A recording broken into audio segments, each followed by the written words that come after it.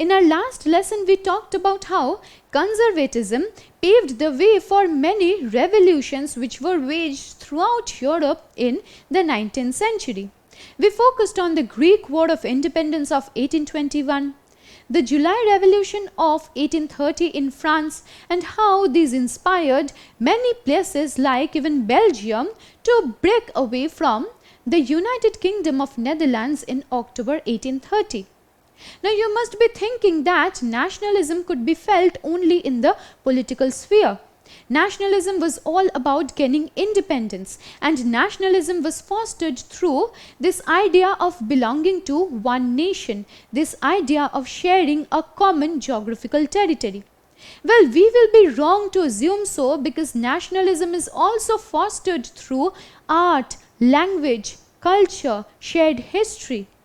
And so in this lesson, we will be focusing on certain non-material aspects that together contribute to the spread of nationalism, that together help in the growth of the spirit of nationalism in the minds of the masses. Art, poetry, stories and music played a very important role in shaping nationalist feelings during the 19th century in Europe, when people were fighting their own revolutions in order to gain independence. So while the spirit of nationalism was given political expressions through the revolutions, but various kinds of non-material aspects of culture like poetry and stories, art, music, language, which together constitute culture, helped in fostering nationalist feelings. Now let me tell you about a very important movement that happened in the literary sphere in England in the late 18th century, and it continued till the first couple of decades of the 19th century. And the movement that we are talking about here is the movement of Romanticism. Now, Romanticism came into being as a direct response to the Industrial Revolution. The Industrial Revolution necessitated that people now focus on science and technologies and industries in order to make their lives better. This Industrial Revolution also birthed in people's mind very materialistic ideas. People were running after money. People were running after how to earn more and more resources. And in the process of this, they were actually focusing on science and reason. And they kept on ignoring their emotions, their intuitive powers, their mystical feelings. So this movement of Romanticism emphasizes on the emotions that a soul feels. It also talks about the intuitive powers of the soul, the mystical feelings that a person might feel. So Romanticism seeks to bring human beings together in a very close association to nature. And various romantic artists and poets now criticize the glorification of reason and science and focus which were necessitated by the Industrial Revolution, and instead they chose to focus on emotions, intuition and mystical feelings. But why are we talking about this romantic movement here? The romantic movement also played a very crucial role in bringing individuals close to themselves, in bringing individuals close to the nature. Now here we see an image of William Wordsworth. William Wordsworth was a very famous English romantic poet, and I am sure many of you must have read his very famous poem, The Daffodils. Now in this poem, The Daffodils, the narrator feels very lonely, and in his lonely wanderings, he felt close to the nature. And it is there, in the midst of nature, that he found peace. It is there in the midst of nature that he felt that he was coming closer to himself. So the power of the soul was focused on by the romantic movement. And these romantic artists and poets were also in support of the nationalist revolutions, because they now saw how important a role art, literature, stories, poems played in fostering the nationalist movement and nationalist feelings. What we have here is a painting by the famous French Romantic painter Eugene Delacroix. This painting is called The Massacre at Chios, and it was painted in the year 1824. Here we see an image of how many Greeks were butchered and killed by the Turks at the island of Chios during the Greek War of Independence of 1821. Now this painting is very huge in its proportion, and it emphasizes on the suffering of the Greek masses. And so here we can see how the women are in a disheveled condition, and so many have lost their lives at the hands of the Turks. So in this overtly emphasized depiction of the Greeks' sufferings, painters and artists like Delacroix played a very crucial role in birthing the ideas or the sentiments of nationalism. So the Greeks could actually identify with this image. They could see that how they were suffering at the hands of the Turks, how they were suffering in the huge Ottoman Empire, which was a Muslim dominated empire. And this was also seen as a call or an exhortation to the Greek masses so that they mobilize and keep on fighting their revolution until they achieve their independence. So this is the role that the Romantic artists and poets played in the nationalist movements, in the revolutions in Europe in the 19th century. Now during this time, the German philosopher Johann Gottfried Herder claimed that true German culture was to be discovered among the common people, which is called das Volk in German. So he believed that people should stress on the culture. And where could culture be found? Culture is an abstract entity, and culture could be found only in the common people. So common people are the bearers and the carriers of culture. They embody culture by speaking a language, by following a religion, by having their own systems of orders, mores, customs. And so he now supported, or he now endorsed, how culture could be discovered among the common people.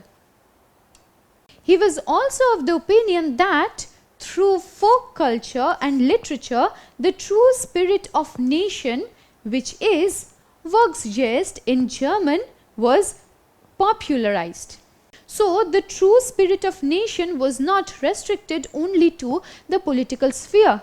It could be found in the folk culture, in the literature, in the shared history.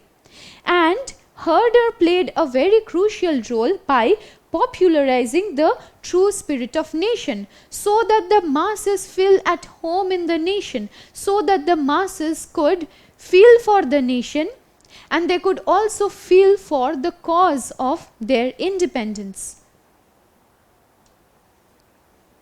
I'm sure many of you are familiar with Grimm's fairy tales. Many of your favorite fairy tales like Snow White, Cinderella, Rapunzel could be found in the Grimm's fairy tales. But why do you think were these Grimm's fairy tales collected and composed? Well, let us now talk about how and why these Grimm's fairy tales were collected. The Grimm brothers were Jacob and Wilhelm Grimm. Now the Grimm brothers initially studied law, but over the years they realized that true legacy, true culture, the shared history of any community remain rooted in people. And how is this done?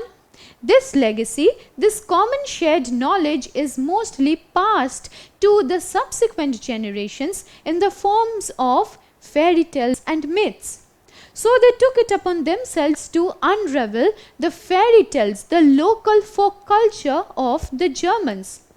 So the Grimm brothers for 6 long years traveled from villages to villages, and they kept on collating and documenting fairy tales.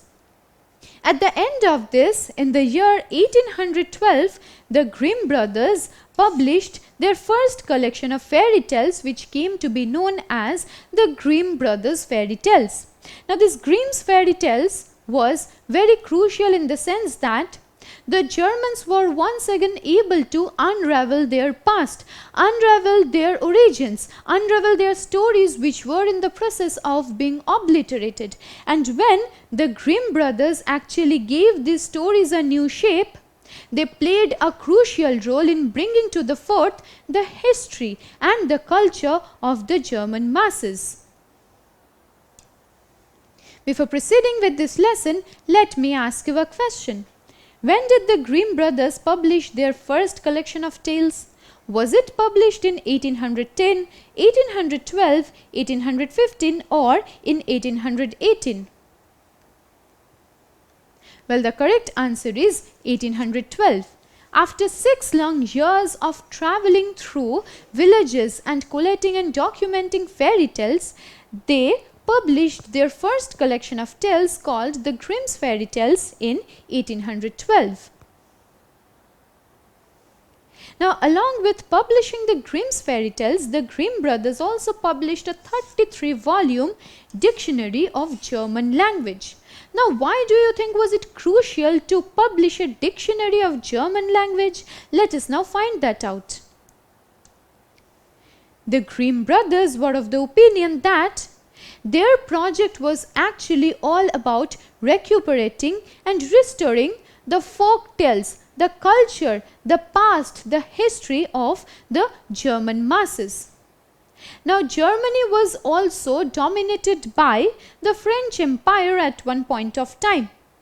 In fact, when Napoleon ruled as the Emperor of France, he constituted the Confederation of the Rhine. And it was very crucial for the Germans to resist this French domination on themselves.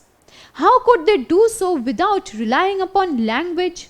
So the Grimm brothers saw it necessary to have a dictionary of the German language so that the German language could be spread among the German masses, so that the German masses who had begun to forget their histories, their past, could once again feel a sense of unitedness, a sense of belongingness with their language, with their culture. So this is what their project was all about. And in this way, the Grimm brothers were trying to forge a German national identity, an identity which would later on help them to gain their independence, which would later on help them to be at home, or rather feel at one with their language, culture, with their national identity.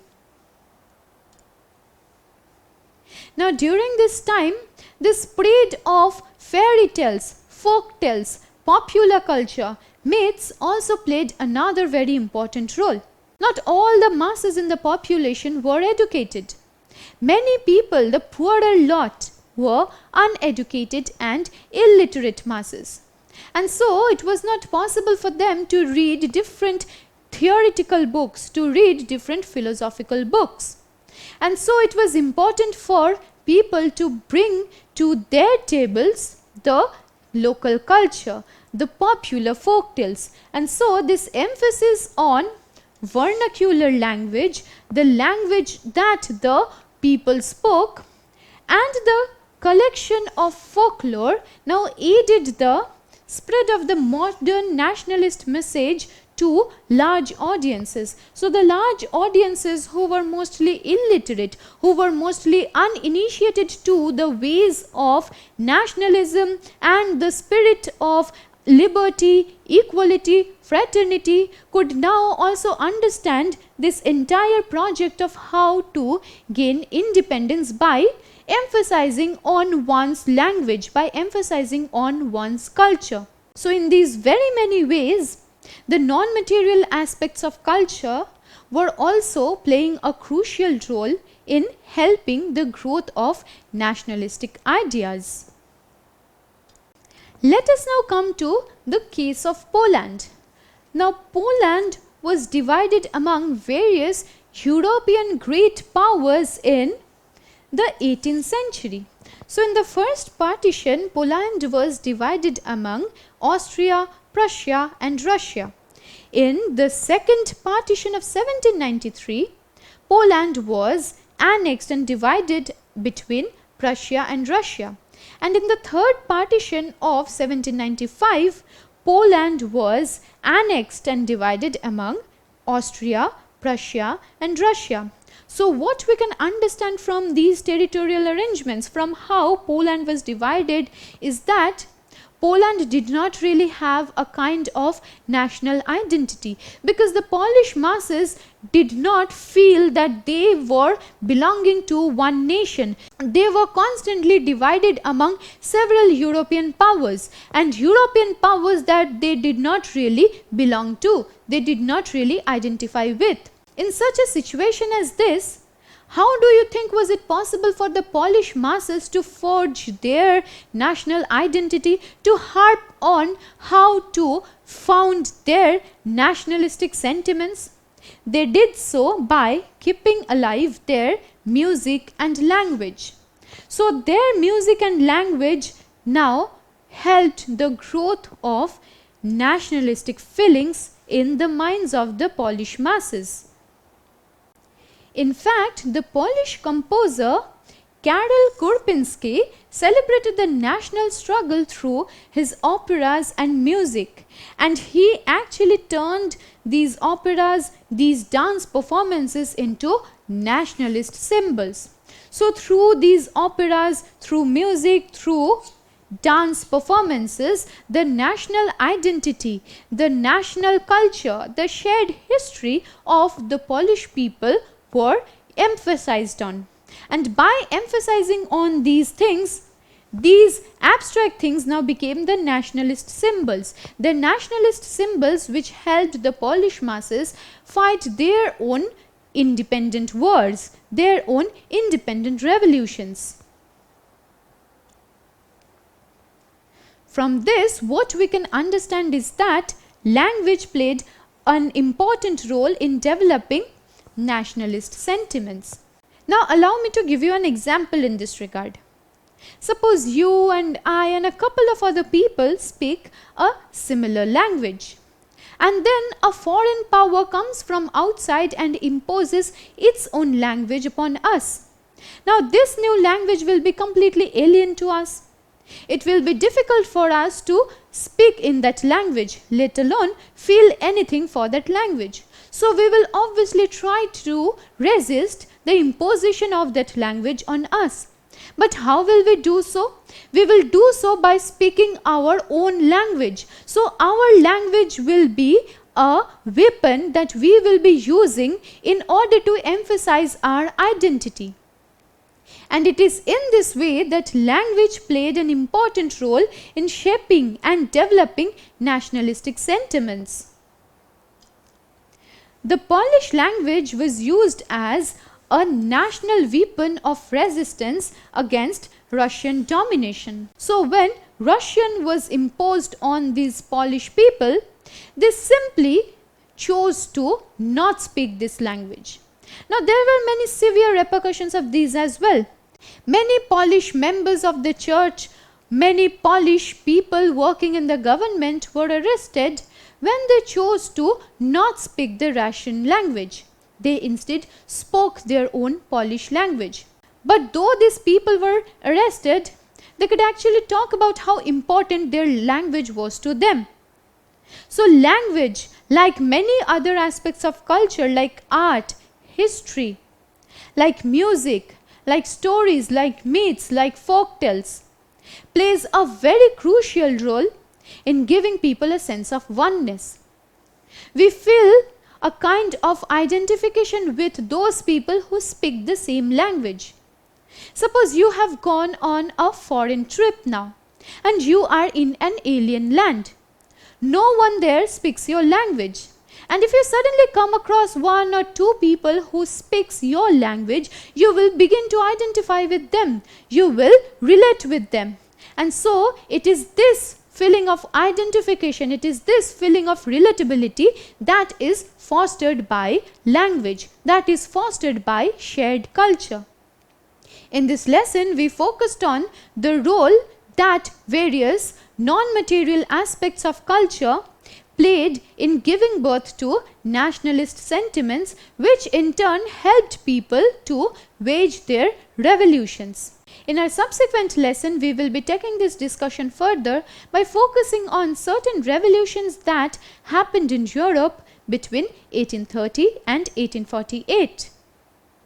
Don't forget to subscribe to our channel and hit the bell icon. You can also register for free at DeltaStep.com or download the DeltaStep app to learn one-to-one with our amazing teachers or to get access to all our 5,000 plus amazing videos as per your school syllabus. Master each topic with our adaptive practice technology. Get million plus questions with step-by-step solutions and unlimited mock tests. Get all your doubts resolved instantly. Learn via games and win amazing prizes like PlayStations and iPads. So at DeltaStep, learning is not just fun and easy, it's rewarding too. So register for free now.